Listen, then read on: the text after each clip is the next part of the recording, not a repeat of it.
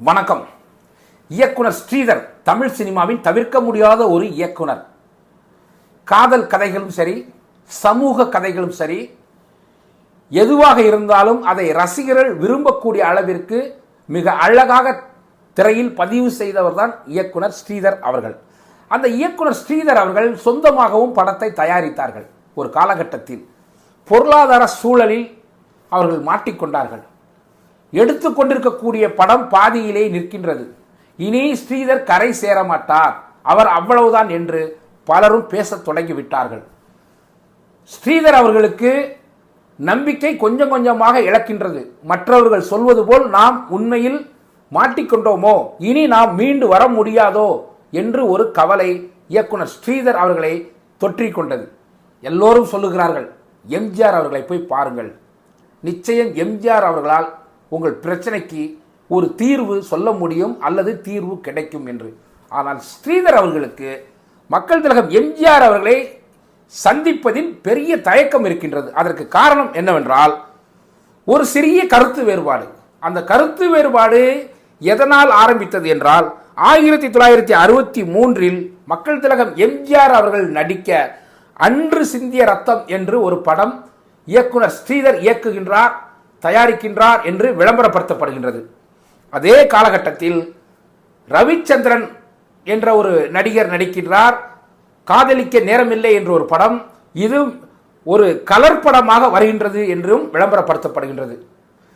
சிலர் மக்கள் திலகம் எம்ஜிஆர் அவர்களிடத்திலே போய் சொல்கின்றார்கள், யாரோ ரவிச்சந்திரனா, அவரை வச்சு கலர்ல படம் எடுக்கிறாரு, ஆனா உங்களை வச்சு பிளாக் அண்ட் ஒயிட்ல படம் எடுக்கிறாரு இந்த ஸ்ரீதர் என்று சொல்ல, இதை கேள்விப்பட்ட ஸ்ரீதர், எம்ஜிஆர் நம்மளை கோபித்துக் கொண்டுவார், எம்ஜிஆர் ஏதோ நம்மை தப்பா நினைத்து விட்டார் என்று அவராகவே முடிவு செய்து மக்கள் திலகம் எம்ஜிஆர் அவர்களை சந்திக்கவும் இல்லை, அந்த படத்தை மேற்கொண்டு தொடரவும் இல்லை. இப்படி காலங்கள் உருண்டோடுகின்றன. இயக்குனர் ஸ்ரீதர் அவர்கள் படங்களை எடுத்துக் கொண்டிருக்கின்றார்கள், சொந்தமாக படங்களை தயாரித்துக் கொண்டிருக்கின்றார்கள். ஒரு காலகட்டத்தில் மிகப்பெரிய பொருளாதார சிக்கலில் மாட்டிக்கொள்கிறார்கள். இப்பொழுது அந்த சிக்கலை தீர்ப்பதற்கு எம்ஜிஆர் அவர்களால் தான் முடியும் என்று இயக்குனர் ஸ்ரீதர் அவர்களிடத்திலே சில நண்பர்கள், நல்லவர்கள் சொல்லுகிறார்கள். மக்கள் திலகம் எம்ஜிஆர் அவர்களுடைய உதவியாளருக்கு இந்த தகவல் போகின்றது.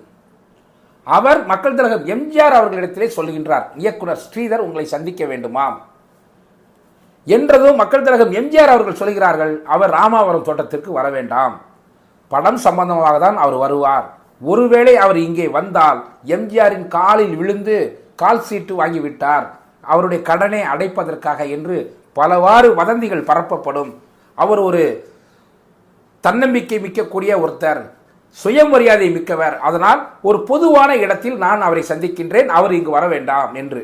அதே நேரத்தில் பொதுவான இடத்தில் சந்தித்தாலும் அது சரியாக இருக்காது என்று மக்கள் திலகம் அவர்கள் முடிவு செய்து நம்பியார் அவர்களுடைய வீட்டில் சந்திக்கலாம் என்று முடிவு செய்யப்படுகின்றது.